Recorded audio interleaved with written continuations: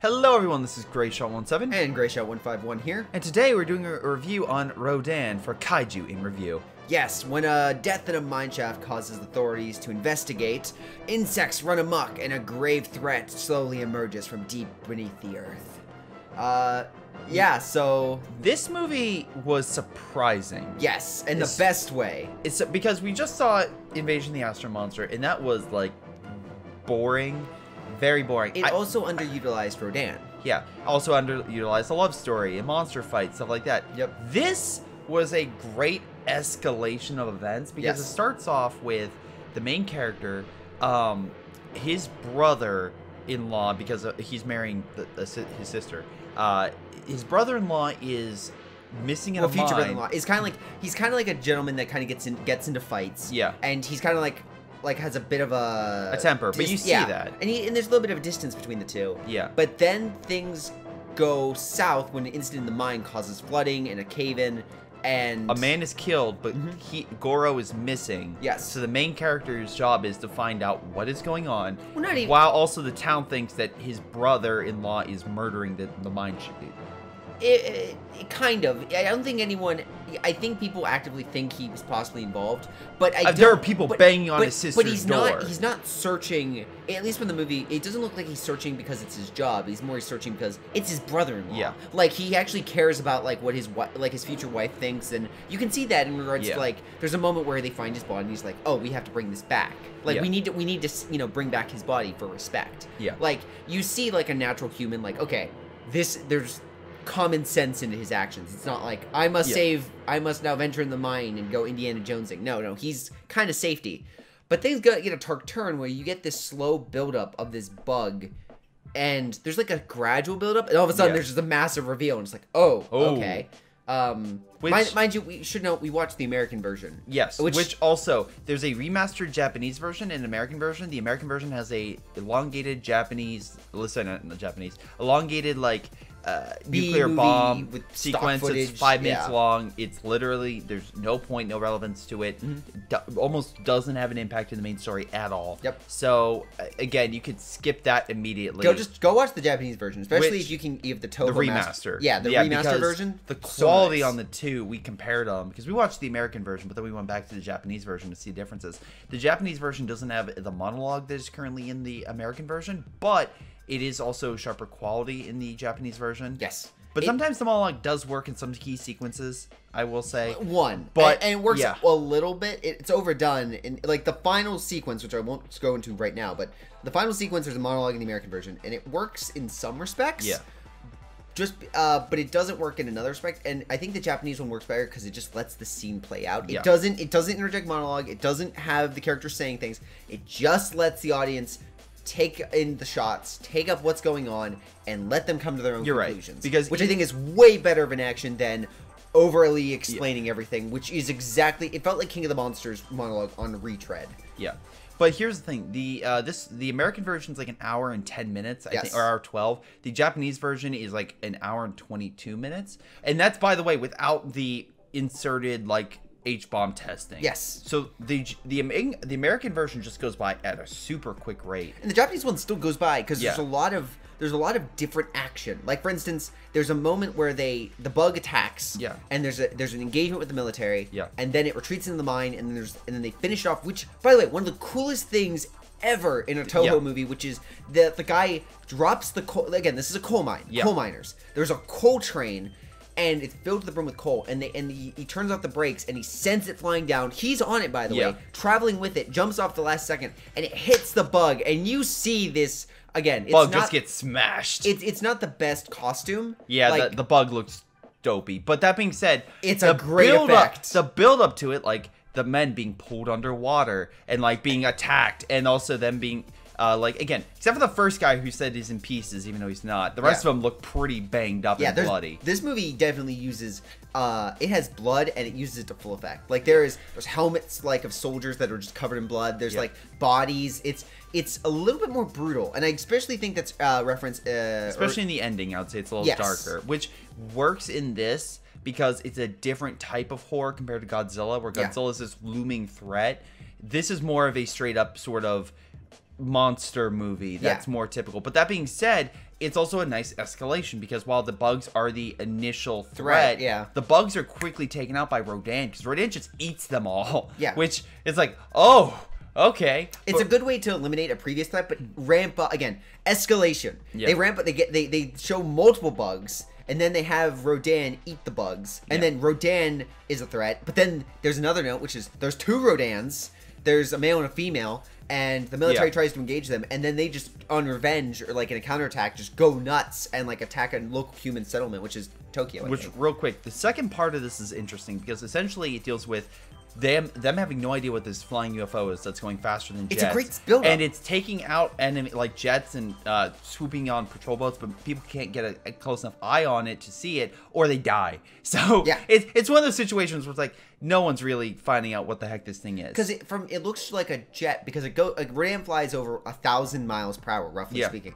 So it is flying so fast. That's just so enveloped in a constant stream that you can't get a good sight on it.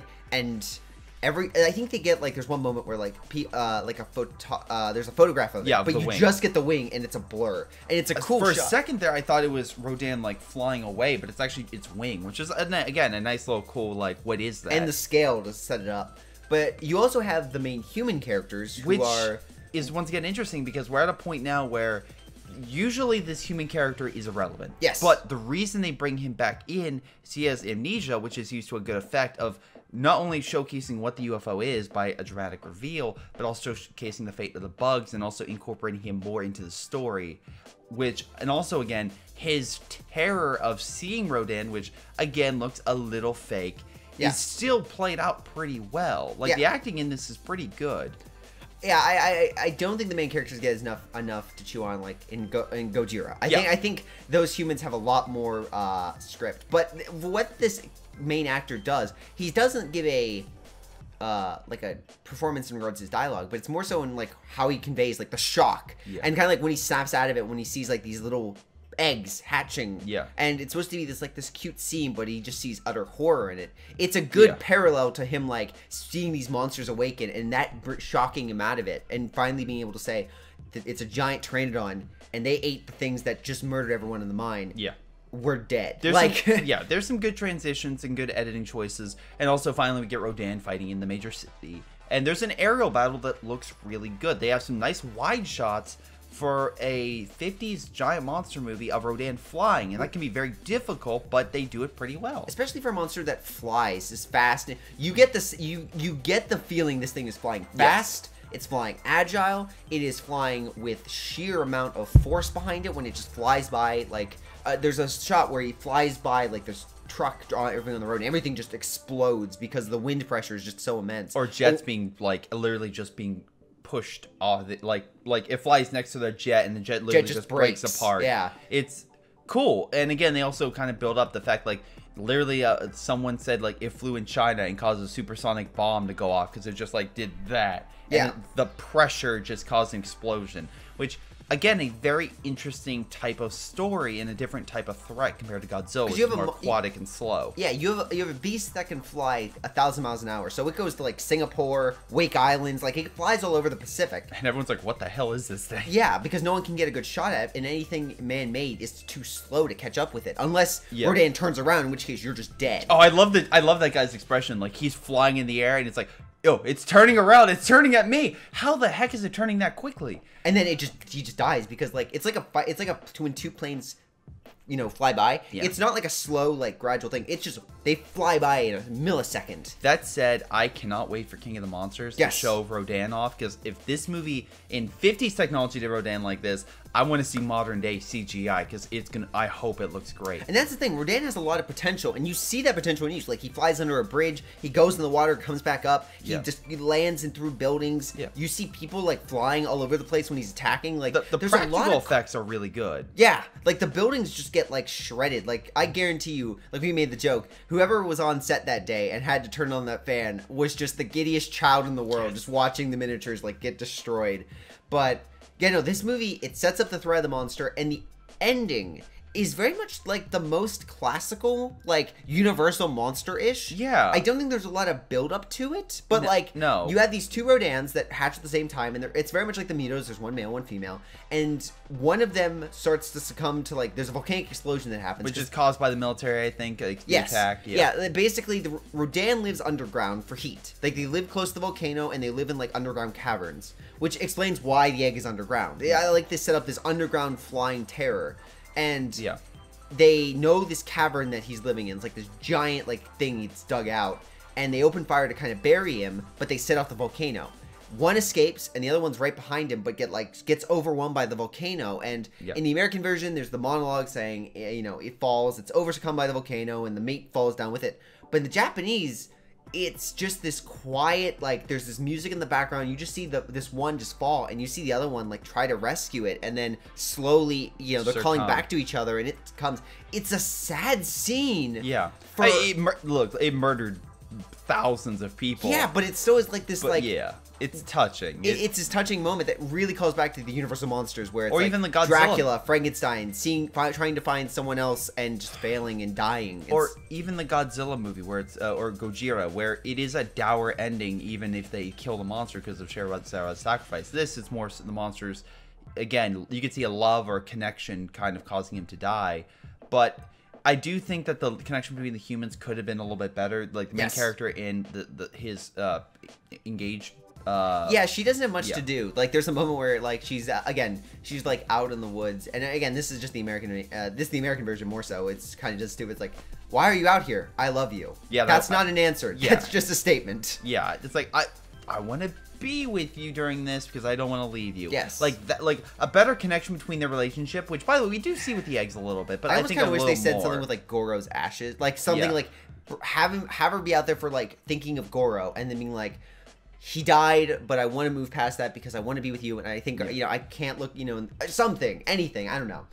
But overall, I think this movie holds up really, really well. I think this is like, if people were like, oh, Godzilla is just a one-time thing. No, Rodan is actually nearly a classic. I think the human, if they would have upped the human a little bit, I think this would have been nearly a classic, just like Godzilla. I think Godzilla's a classic and like considered like one of the best, if not the best monster movies. Yes. Rodan is like right a pseudo second, but it's a really good second. Yes. So if we're gonna put this on our list of best movies, or kaiju movies, where would we put this?